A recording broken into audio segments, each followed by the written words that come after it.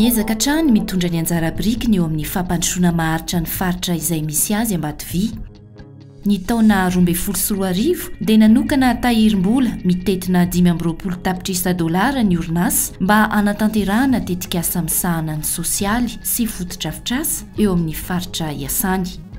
Izany tahirim-bola izany dia nantsoina hoe tahiry ho an'ny tetikasa sosialy sy fotodrafitrasa na ny Fonds d'investissement social.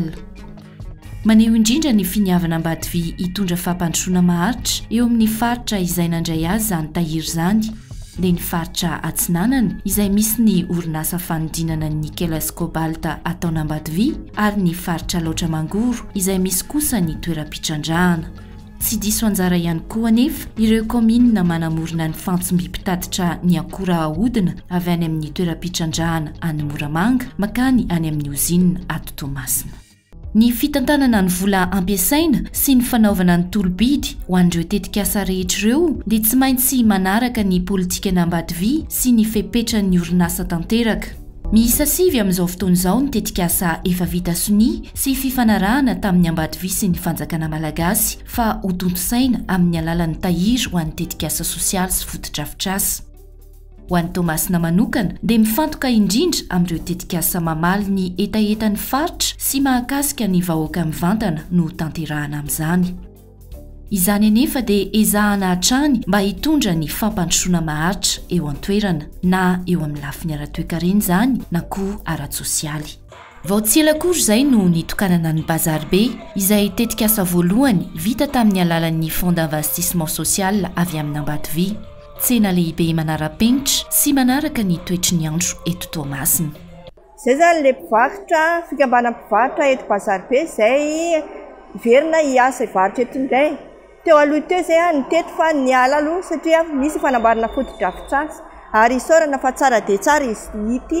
Fa raha niala teto izay dia tena efa ratsy izy centraison tela mifolo amin'ny 100 taona.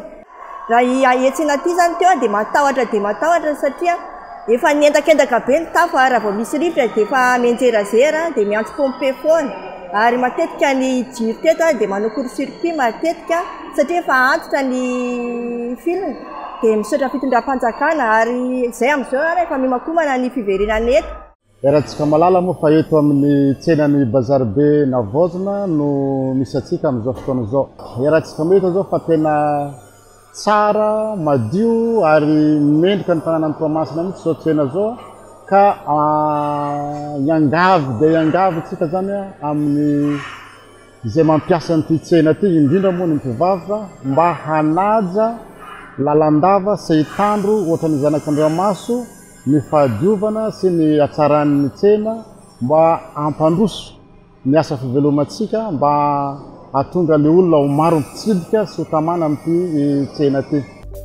Anisan'ny tetikasa iray lehibe izay manandanja amin'ny Ambatovy tokoa ny fanampiana ny orinasa Jirama eto Toamasina amin'ny famatsiana ny herinaratra ho an'ny mponina. Izy araka izany ny fanomezana générateur anankiroa mba ho ampiasainy ity orinasa ity ka ny Fonds d'investissement social hatrany no angalana ny vola ho ampiasaina amin'izany. Ankoatr'izay, ireo komina manamorona ny fantsobi-pitantitra akory avy any Moramanga ho any amin'ny ozinina ihany koa dia tsy ho diso anjara akory amin'ireo tetikasa vatsiny ity Fonds d'investissement social ity.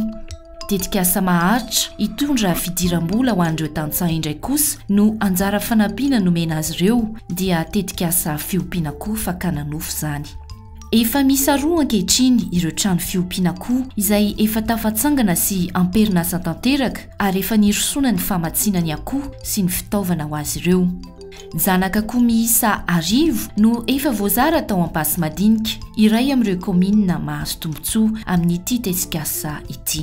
Amin'ny maha-mpikambana feno an'Ambatovy ao amin'ny fiarahamonina misy azy dia mahafaly ny orinasa trano ny mitondra ny anjara brikiny eo amin'ny fampandrosoana maharitra eto Madagasikara.